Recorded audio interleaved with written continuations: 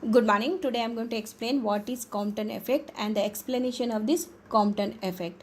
First, Compton effect means Compton discovered that when a monochromatic beam of high frequency radiation is scattered by a substance, the scattered radiations contain two components. One is having lower frequency or greater wavelength, and the other is having the same frequency or wavelength, and this phenomenon is known as Compton effect. He explained this phenomenon by the concept of quantum theory of radiation.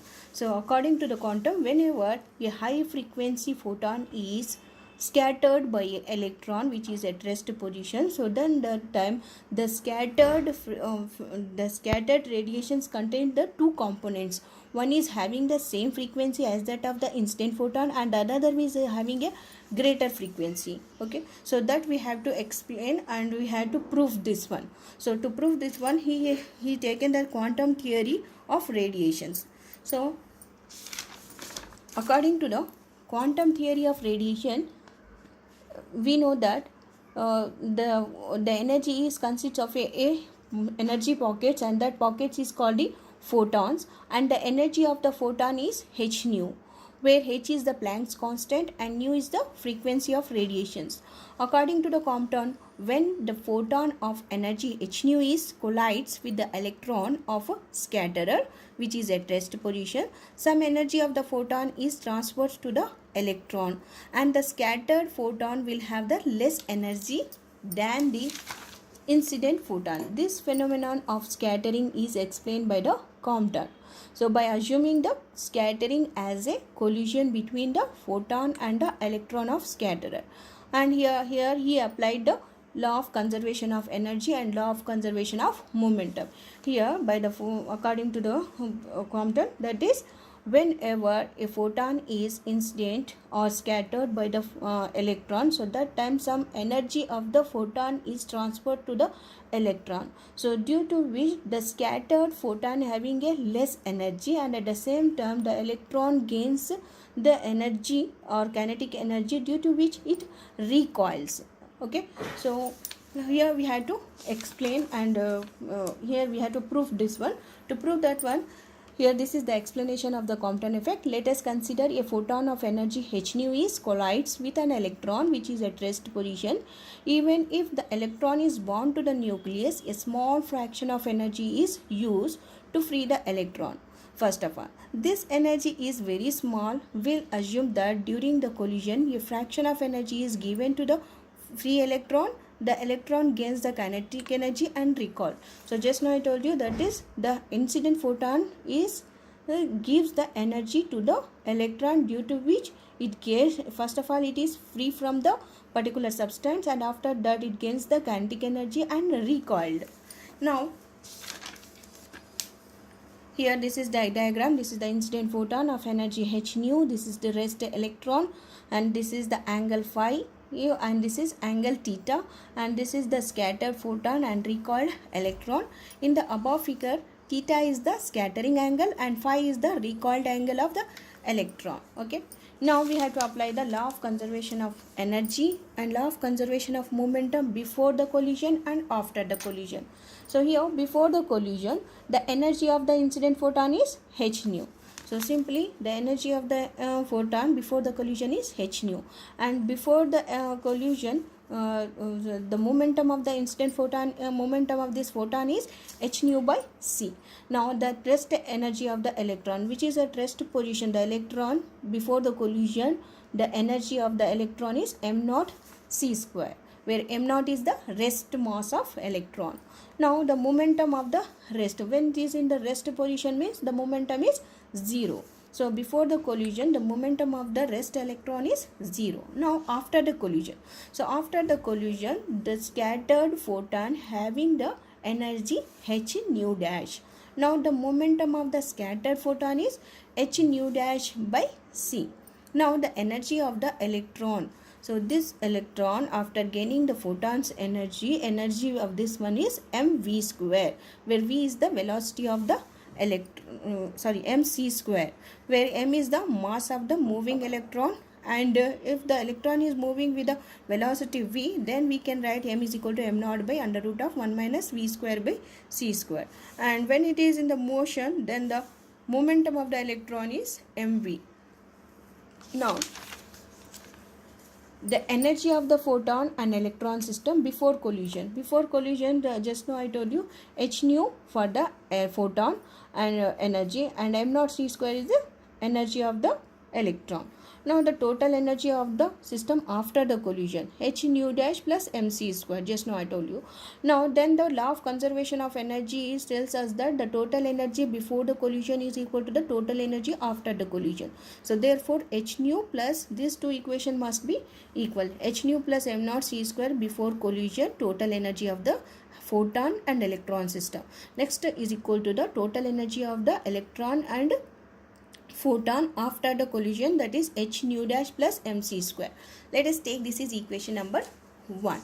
Okay, now we have to apply the law of conservation of momentum after and before the collisions.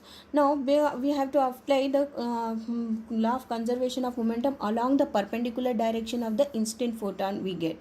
So first of all, we have to consider along and perpendicular. When the photon is incident in this direction, so that time we have to apply the law of conservation of energy along this direction and in the perpendicular direction also. So here momentum before collision is equal to momentum after the collision. So that's why h nu by c, just now I told you the momentum before collision is h nu by c plus electron momentum is before collision is, that is at rest position, the momentum will be 0. So h nu c plus 0 is equal to total momentum before collision. Next, along the direction. So along the direction means, just now I told you this is divided into two components, that is mv cos theta and mv cos phi and mv sin phi, and this is h nu dash cos theta for the photon and h nu dash sin theta. So this is along this incident photon, this is the incident photon in this direction, and this is the along the direction component, and this is the perpendicular direction to the incident photon, that is h nu sin theta and mv cos phi are the perpendicular direction to the incident photon. So we have to consider first of all along the incident photon. So h nu dash c cos theta plus mv cos phi is equal to total momentum of the system after the collision along the incident direction. Next, momentum before the, we know that momentum before the collision is equal to momentum after the collision according to the law of conservation of momentum. So h nu c plus 0 is equal to h nu dash c cos theta plus mv cos phi. Let us take this is equation number 2. So this is, we have considered cos theta and cos phi along the direction of the incident photon. Now we have to consider perpendicular direction to the incident photon. So perpendicular to the direction of the photon, the momentum is 0. So that can be written as 0 plus 0 is equal to h nu dash c sin theta here and mu mv cos phi. So here the sin theta and of cos phi are in opposite direction, so that's why we have to introduce the negative sign. So perpendicular direction, the momentum along perpendicular when you consider to the photon in the perpendicular direction, this is the equation, that is, let us take this is equation number 3. Now from equation number 2, we have simplifying the equation number 2, mv cos phi is equal to h nu c minus h nu dash c cos theta, mv cos phi is equal to h nu minus h nu dash cos. So just you have to take this LCM c to this side, just c this side. Let us take this is equation number 4. Now from equation number 3, we have, so equation number 3 also we are simplifying, mv and this c goes to this side, that is mvc sin phi is equal to h nu dash sin theta. Let us take this is equation number 5. Now if you squaring the equation number 4 and 5 and adding, first of all we have to square this equation number 4 and equation number 5, and we have to add left hand side to left hand side and right hand side to the right hand side. So when you square and add to the both the equations 4 and 5, m square v square c square cos square phi plus m square v square c square sin square phi, left hand side is equal to h nu dash sin squared whole theta plus whole square plus h nu minus h nu dash cos theta whole square.